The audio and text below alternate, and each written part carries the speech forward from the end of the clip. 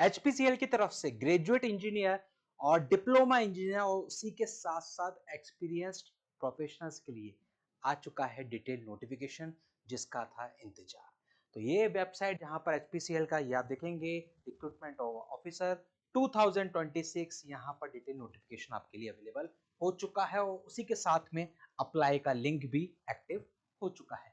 जल्दी से देख लेते हैं क्या है इस नोटिफिकेशन में आप सभी के लिए। सबसे पहले मैं आपको बता दूं ये है टोटल 101 पेजेस का 101 पेजेस का नोटिफिकेशन। तो इसमें से वो सारे इंपॉर्टेंट पॉइंट जो आपके लिए जरूरी हैं आप पूरा वीडियो देखेंगे तो आपको सारे पॉइंट्स यहाँ मिल जाने वाले हैं।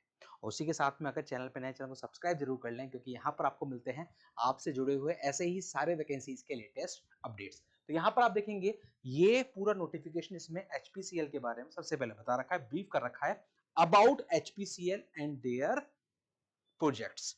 अब यहां पर नंबर ऑफ वैकेंसीज की जब हम बात करेंगे तो सबसे पहले इंपॉर्टेंट डेट्स 25 फरवरी यानी कि आज से फॉर्म स्टार्ट हो चुके हैं, अप्लाई का लिंक आपका एक्टिव है। लास्ट डेट 25 मार्च रहेगी रात को 11:59 तक। तो ये आपको ध्यान रखना है 25 फरवरी टू 25 मार्च आपकी डेट है एप्लीकेशन विंडो की।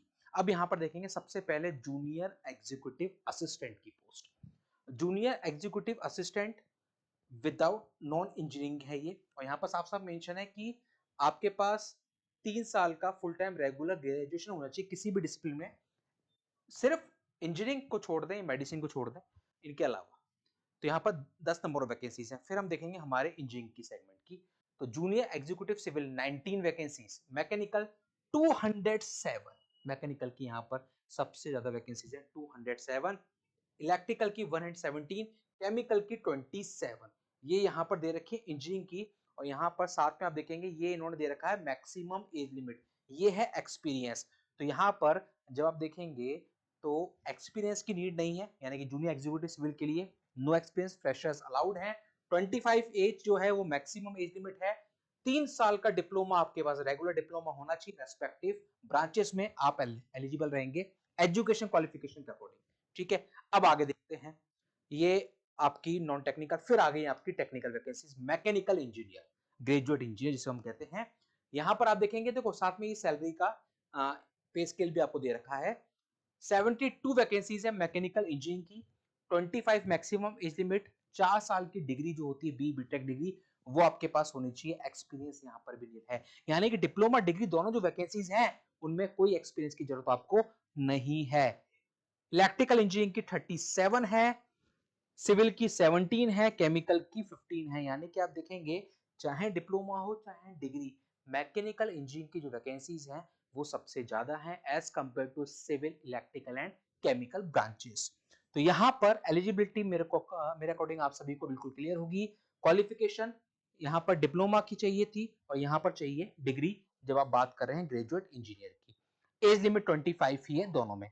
फिर उसके बाद जब आप देखेंगे तो ये सारी आपकी और जो नॉन टेक्निकल वैकेंसी है वो दे रखी है। फिर इसके बाद चालू हो गई आपकी एक्सपीरियंस वाली वैकेंसीज जिनमें भी कुछ आपकी इंजीनियरिंग की हैं और कुछ आपकी नॉन इंजीनियरिंग की। जैसे कि मैं बात करूं सीनियर ऑफिसर, यहां पर आपका इंजीनियरिंग कोर्स का दे रखा है, लेकिन साथ में जो एक्सपीरियंस है वो है 5 ईयर्स 8 ईयर्स, ये एक्सपीरियंस आपको दे रखा है। तो ये सारी जो वैकेंसीज हैं ये एक्सपीरियंस वाली हैं। तो अभी हम बात कर रहे हैं आप सभी के लिए, यानी कि आप सभी फ्रेशर स्टूडेंट्स के लिए।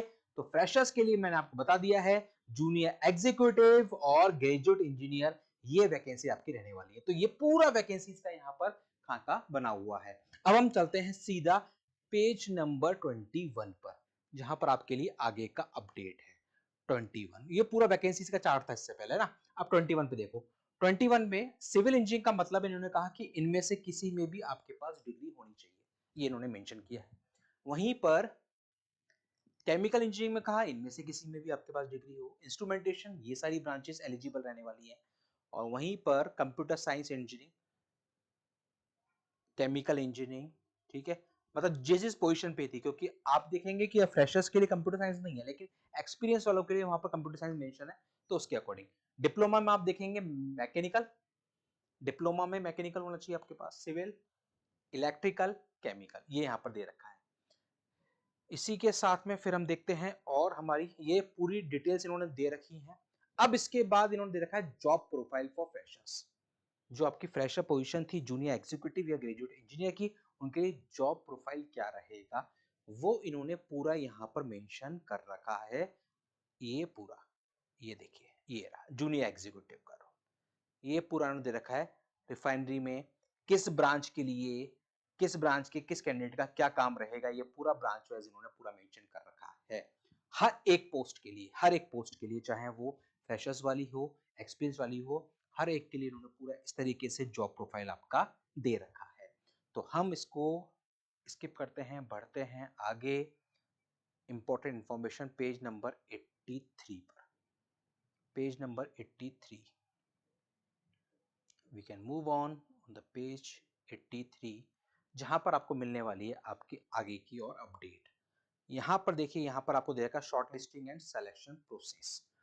यह इन्होंने बता रखा है जो सिलेक्शन प्रोसेस होगा, जो इतनी सारी पोस्टें हैं, एक्सपीरियंस्ड वाली भी हैं, फ्रेशर्स भी हैं, उन सभी के लिए इन्होंने कहा कि जो सिलेक्शन प्रोसेस होगा उसमें वेरियस शॉर्टलिस्टिंग और सिलेक्शन टूल्स काम में लेंगे, जिनमें कि सबसे पहला है computer based test, written test, typing test, group task होगा, साइकोमेट्रिक असेसमेंट होगा, स्किल टेस्ट होगा, मूड कोर्ट होगा, पर्सनल टेक्निकल इंटरव्यू होगा, फिजिकल फिटनेस एफिशिएंसी टेस्ट होगा।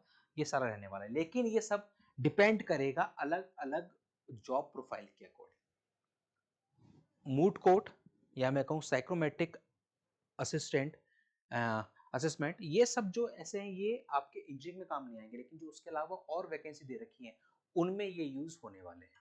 तो इन्होंने पूरा सिलेक्शन प्रोसेस दे दिया आपको कि ये सारी हैं जो कि काम आने वाले हैं, लेकिन ये डिपेंड करेगा अपॉन द पोजीशन रिक्वायरमेंट, ये यहाँ पर इन्होंने साफ साफ दे रखा है। अब देखिए कंप्यूटर बेस्ड जो टेस्ट होगा, उन्होंने इसमें कहा कि आपका एक जनरल एप्टीट्यूड रहेगा, जिसमें इंग्लिश लैंग्वेज आएगी, एप्टीट्यूड आएगा और आपका लॉजिकल रीजनिंग, डेटा इंटरप्रिटेशन आएगा। साथ में टेक्निकल नॉलेज के आपके क्वेश्चंस रहेंगे। और ये टेस्ट इन्होंने कहा है टेंटेटिवली 3 मई 2026 को ये प्लान कर रहे हैं, 3 मई 2026 को ये प्लान कर रहे हैं इस टेस्ट को कंडक्ट कराने का, ये इन्होंने यहां पर दे रखा है। ठीक है, और इसके बाद फिर आप देखेंगे, फिर जो कैंडिडेट्स क्वालिफाई होंगे सीबीटी टेस्ट में, उसके बाद फिर आगे का जो सिलेक्शन प्रोसेस होगा, होता है ना कि वैकेंसीज की इतना गुना कैंडिडेट्स को आगे सेलेक्ट करते हैं, तो वो फिर उसके बेसिस पर आपको आगे फर्दर नोटिफाई किया जाएगा, उसी के बेसिस पर आगे का प्रोसेस आपको बताया जाएगा। ये इन्होंने यहाँ पर दे रखा है। अब इसके बाद हम देखेंगे तो यहाँ पर देखो इन्होंने जो पे स्केल था उसके हिसाब से इन्होंने सीटीसी दे रखा है कि अप्रोक्सली आपका सीटीसी क्या रहने वाला है। जैसे कि जो ग्रेजुएट इंजीनियर था उनका पे स्केल ये था, तो उनका सीटीसी 18.14 लाख रहने वाला है। तो ये अकॉर्डिंग टू द प्रोफाइल, जो भी आपकी सैलरी रेंज थी उसके अकॉर्डिंग सीटीसी क्या रहने वाला है, ये यहाँ पर इन्होंने मेंशन कर रखा है। अब इसके बाद जब हम देखेंगे सर्विस बॉन्ड, तो सर्विस बॉन्ड भी इन्होंने दे रखा है कि भाई आपके लिए चाहे आप जूनियर एग्जीक्यूटिव हो या फिर ग्रेजुएट इंजीनियर, जो बॉन्ड रहेगा वो 3 लाख का आपका रहने वाला है जनरल कैटेगरी का। ईडब्ल्यूएस, ओबीसी, एससी, एसटी और बेंचमार्क डिसेबिलिटी वालों का 50,000 का बॉन्ड रहने वाला है, ये इन्होंने यहाँ पर मेंशन कर रखा है। उसी के साथ में उन्होंने फिर मेंशन किया है आपका ये सारा कुछ। अब इसके बाद हम जब आगे बढ़ेंगे प्लेसमेंट पोस्टिंग, तो उन्होंने कहा कि भी इंडिया में कहीं पर भी प्लेसमेंट आपका हो सकता है, कहीं पर भी पोस्टिंग आपको मिल सकती है ओवरऑल एचपीसीएल में। फिर उन्होंने कहा कि सेलेक्ट जो भी ऑफिसर्स हैं, मतलब जिस भी पोजीशन पे आप सेलेक्ट होंगे, उनका 1 साल का प्रोबेशन पीरियड रहेगा फ्रॉम डेट ऑफ ज्वाइनिंग, और उसके बाद फिर प्रोबेशन के बाद फिर आपको रेगुलर जो कंफर्म्ड सर्विस है वो आपको ऑफर कर दी जाएगी एज पर द पॉलिसी, ये इन्होंने यहाँ पर दे रखा है। अब यहाँ पर अगर हम देखें आगे तो पेज नंबर 95 पे हम लोग बढ़ते हैं, जहां पर और फर्दर अपडेट है आपके लिए। एप्लीकेशन फीस एंड अप्लाई कैसे करना है वो भी यहाँ पर मेंशन है। अप्लाई का लिंक मैंने आपको बताया, डायरेक्टली वहां पर लिंक आपके लिए अवेलेबल है। जो आप देखेंगे तो नोटिफिकेशन के साइड में ही वहां पर अप्लाई का लिंक अवेलेबल आपके लिए रहेगा। तो यहाँ पर जब हम देखेंगे तो एप्लीकेशन प्रोसेस इन्होंने दे रखा है, वापस याद दिला दूं, 25 फरवरी से आपके फॉर्म यानी कि आज से फॉर्म स्टार्ट हो चुके हैं। 25 मार्च रहेगी लास्ट डेट। एचपीसीएल की ऑफिशियल वेबसाइट पे आपको जाना है, वहां पर कैरियर सेक्शन में जब आप जाएंगे, करंट ओपनिंग्स में आप जाएंगे तो वहां पर डिटेल नोटिफिकेशन मिलेगा, उसी के नीचे आपको अप्लाई का लिंक मिल जाएगा जिसके थ्रू आप अप्लाई कर सकते हैं। एप्लीकेशन फीस भी यहाँ पर मेंशन कर दी गई है, वो भी मैं आपको दिखा देता हूँ। ये देखिए एप्लीकेशन फीस जो है वो ये इन्होंने दे रखी है। जनरल ओबीसी ईडब्ल्यूएस के लिए 1180 रुपए प्लस पेमेंट गेटवे चार्जेस यहाँ पर दे रखे हैं। 1100 का इन्होंने बाइफरकेशन किया, 1000 रुपीज प्लस 18% जीएसटी। तो इस तरीके से 1180 रुपए उनके होते हैं, ये इन्होंने यहाँ पर मेंशन कर रखा है।